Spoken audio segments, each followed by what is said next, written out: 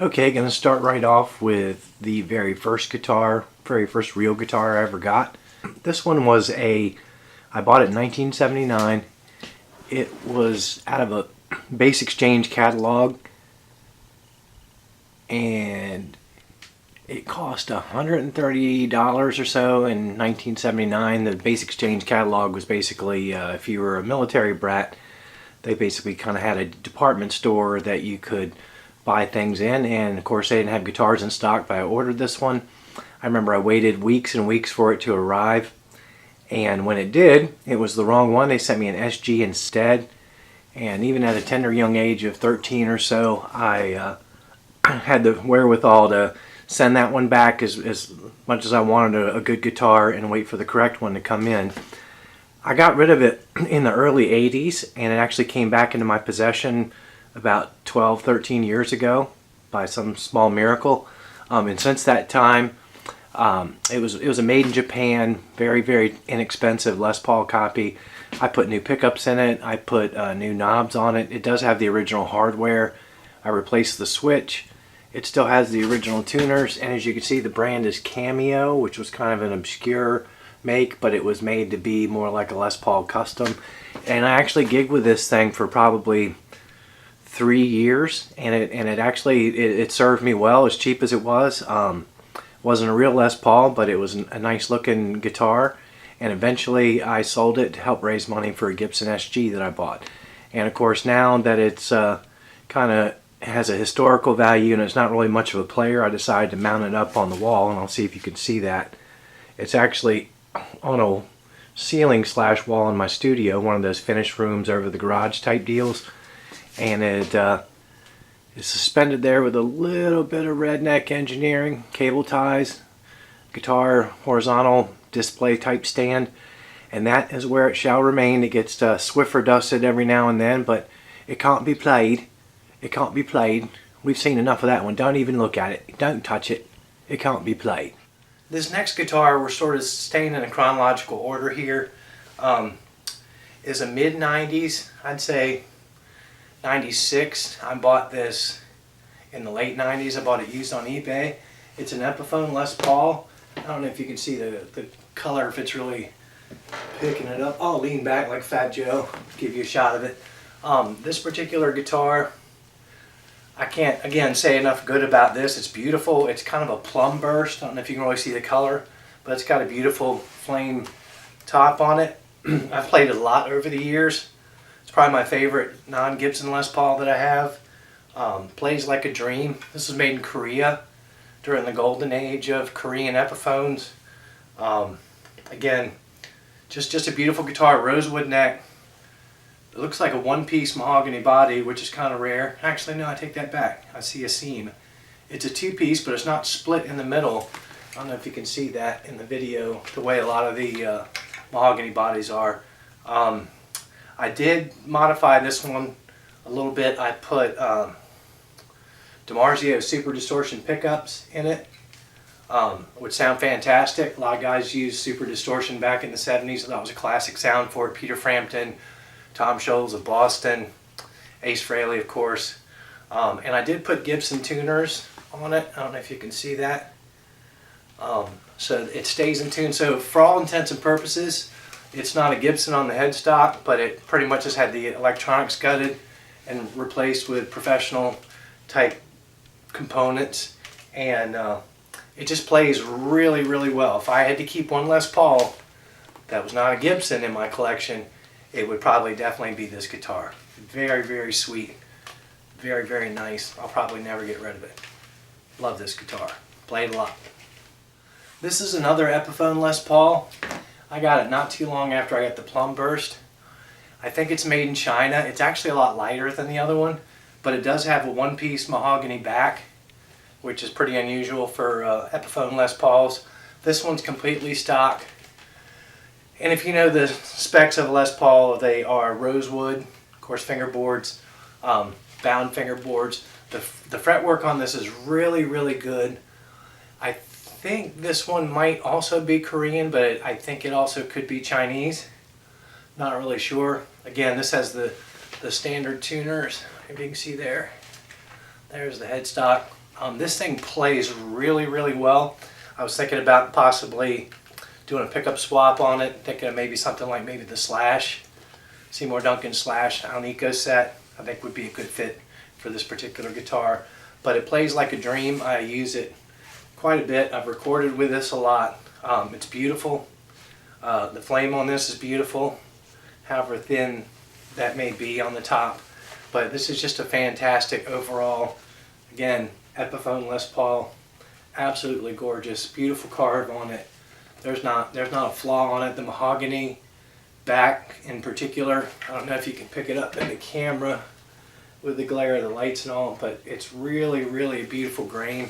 It's got a good weight to it. There's no weight relief on these, but this guitar would probably be another one of the non-Gibson Epiphone Les Pauls that I have that I'll probably keep always. This one is definitely a really nice guitar. Here is yet another Epiphone Les Paul. I know what you're thinking. How many does this guy have? Well, I've got a few. Actually, I'm down. I sold a blue burst Les Paul. At one time, I had a green sparkle. I sold that. I had a black triple pickup gold hardware Les Paul custom, Epiphone Les Paul custom Black Beauty that I've sold. This one I'm not really sure about. It's beautiful. This one is a Chinese example of the Epiphone Les Paul. Let me get it in here where you can see. It's more of a honey burst. And this, again, like some of the other ones, has a one-piece mahogany back, which even Gibson's not doing that very much anymore. I'd say this is from the early 2000s. Here's what's weird about this one, though. This one came out after they were doing the Grover tuners, which I love. But this particular guitar, not only is it stunning looking, it has a really fat neck, much, much different than the other Les Pauls that I have. A beautiful piece of wood. I'll see if you can actually get any of that grain. The wood, the mahogany for the neck, it's almost figured like maple, and the wood from the back is just gorgeous. But it has a really, really fat 50s profile type neck. Everything else is dead stock on it. Again, this one's not too heavy, but I'm not really sure. This was kind of on the list of ones to sell because I'm not really a big, I mean, this one really feels like you would imagine a 59 Les Paul feels, which a lot of people consider to be like the holy grail of Les Pauls. But I've just never been a fan of the big boaty neck, and this kind of has it. But beyond that, it plays and sounds like a dream. There's not anything I would change tone-wise on this guitar. The pickups sound fantastic. Not sure what they're using in these, but the neck is super, super straight. It intonates well. Rosewood fingerboard, like I say, it's standard maple top. The binding on this is beautiful, probably as good as anything Gibson's putting out these days. But I'm not really sure if I'm going to keep this one or not. I haven't played it a lot, I think because of the larger neck.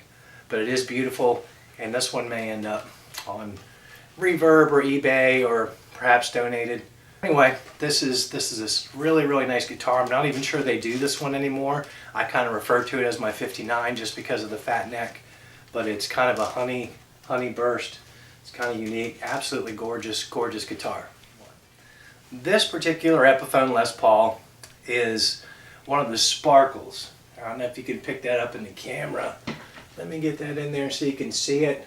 It's a sparkle top. It's red. It's gorgeous. It has kind of a blackish back to it, unlike a lot of other Les Pauls. And in fact, it's kind of see-through. It's kind of like a see-through black, like a really, really deep cherry cola kind of finish. You can still see the wood grain a little bit. It's really unusual for a Les Paul. As you can see, I always try to get matching straps. This one's very cool. It sounds great. It plays great. This comes from the Sparkle Top series, and I've had 4 of these total. I have 3 now. Probably gonna get rid of one, and I might get rid of this one. But this one is it's absolutely gorgeous. The Sparkle Top almost looks 3D, and people who know Epiphone Les Pauls and the Sparkle Top series, they're considered to be a cut above even the rest of them. They came out in the mid to late 90s. The factory that was putting these out, I don't know if it's because it took extra time to do the Sparkle Top, or they didn't have to fool with a laminate, you know, the faux flame or whatever on the top. But this thing is, it's still pretty light for a Les Paul. It's not as light as some of them, but the action on these and the electronics and the pickups are fantastic. These go for probably, I'd say 30 to 40% more, give or take, you know, on eBay and Reverb than the standard Epiphone Les Pauls, and certainly the more modern Chinese Epiphone Les Pauls, because people who know these guitars know that they are like super, super, I mean, basically this is as good, if not better, than anything's coming off the Gibson factory floor right now that's not a custom shop. And I do have an actual Gibson Les Paul Tribute T, which is very good, but I don't know that it plays any better or sounds any better than several of these Epiphone Les Pauls I have. So this is a gorgeous one. It turns a lot of heads. It's a lot of fun. I may just keep it just because of the unique finish. It always gets conversation started. So this one, of course, is the Red Sparkle Epiphone Les Paul, and I love it. This is yet another Epiphone Les Paul. It's another sparkle top. You heard me say before, these came out of the Korean factory. This one's probably circa 1997, 98. It's a gold sparkle. I don't know if you can see it. It's dead stock. This guitar in particular has a beautiful mahogany back. I don't know if the camera's really picking that up, but it's a one piece. The neck, can you see that? Can you see that? The neck, again, almost has a wood grain that looks more like maple than mahogany. Just a beautiful guitar. Again, the sparkle top really pops. This one I'm definitely going to put on eBay, just because I have too many sparkle top guitars. I have too many Epiphone Les Paul guitars, and I have a gold top actual Gibson Les Paul. So in terms of having more than one sparkle, it's redundant. In terms of having more than one gold Les Paul, it's redundant. But other than that, I can't say anything bad about it. It plays really, really well. I just had a nut, an aftermarket Tusk nut installed. My guitar tech did that. I did some tweaking to it because it had some string buzzing. And the nut that was in it, I guess, wasn't a factory nut. Something somebody had done and they hadn't done a good job. So now I've got a brand new nut in there and it plays like a dream. And this one's probably going to get sold pretty quickly. It'll go on eBay. Again, the sparkle tops get a little bit more in resale value just because they were extremely limited. It even says Epiphone limited edition on the back, which most people don't care about because almost anything they do is a limited edition, because they'll put out a special color for a year or two and call it a limited, try to get more money for it. But this one should probably go fairly quickly. Again, the sparkle's kind of 3D. This is like a great playing in Vegas kind of guitar. Just a beautiful, beautiful instrument. So this one will be gone soon, so I wanted to feature it while it was still here. And it's a great guitar. It's just a fantastic playing guitar, and I'll miss it, but I've got too many guitars already, so this one has got to go. Epiphone Les Paul. Okay, now what you're thinking, another Epiphone Les Paul. Well, you'll be right. This is the last one, I promise. This is not some hoarder stuff. This is a purple, started off light purple sparkle. It might look pink in the camera. It's another one of these. If you look at the back, solid mahogany back. I don't know if you can see the figuring there. Let me get some light on it. Can you see that, kids? It looks like maple. Beautiful. This is another great example of the sparkles that they were doing in the mid-90s. Interesting story about this one. It's perfectly stock, and I don't know if the camera really picks up the change in color, but if you look straight at it, if you can see, one side is a little bit faded compared to the other one. And I don't know if you've seen the guitars that are hanging behind me in the shots. Those are actually in dormer windows, and it's a great use of space. You actually can't see the guitars when you come in here. Nobody walks down dormer windows anyway. So what we decided to do is use that space to keep the walls clean in here. One thing I didn't think about was closing the window shades, because there's windows in both dormers.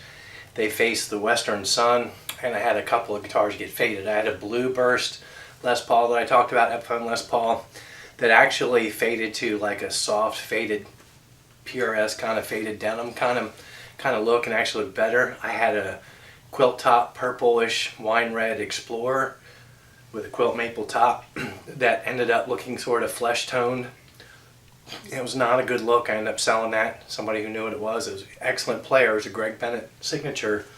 But this particular one, it did get a little bit faded.